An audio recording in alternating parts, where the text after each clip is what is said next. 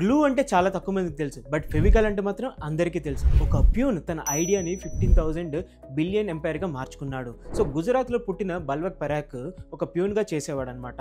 తనకి అందరూ ఇగ్నోర్ చేసిన ఒక కామన్ ప్రాబ్లం మీద ఫోకస్ వెళ్ళింది, అదే ఎడిసివ్స్. ఇది చాలా మెస్సీగా యానిమల్ ఫ్యాట్తో ఉండేది, అలాగే కార్పెంటర్స్కి ఇది ఒక నైట్ మేర్గా ఉండేది. సో ఈ గ్యాప్ని ఐడెంటిఫై చేసిన అతను ఒక వైట్ స్ట్రాంగ్ క్లీన్ సింథటిక్ గ్లూని అయితే లాంచ్ చేశాడు, దాని పేరే ఫెవికాల్. సో 1959లో ఇతను పెడిలైట్ ఇండస్ట్రీస్ని అయితే స్టార్ట్ చేసి అందరు కార్పెంటర్స్కి శాంపిల్స్ ఇవ్వడం అయితే స్టార్ట్ చేశారు. అండ్ ఇది చాలా బాగా స్ప్రెడ్ అయింది వర్డ్ ఆఫ్ మౌత్ ద్వారా. అంతే, ఇంకా ఫెవికాల్ చిన్న వర్డ్ కాదు, ప్రతి ఇంట్లో ఒక పార్ట్ అయిపోయింది. అది క్లాస్ రూమ్ అవ్వచ్చు, ఇల్లు అవ్వచ్చు, మ్యానుఫ్యాక్చరింగ్ అవ్వచ్చు, ప్రతి దగ్గర ఇది ఒక భాగం అయిపోయింది.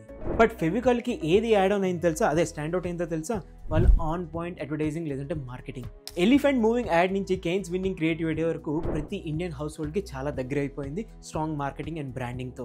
సో పెడిలైట్ ఇండస్ట్రీలో భాగంగా టాప్ సెల్లింగ్ ప్రొడక్ట్స్ అయిన ఎంసీల్, డాక్టర్ ఫిక్సిట్ ఇలాంటి చాలా ప్రొడక్ట్స్ అయితే లాంచ్ చేశారు మార్కెట్లోకి.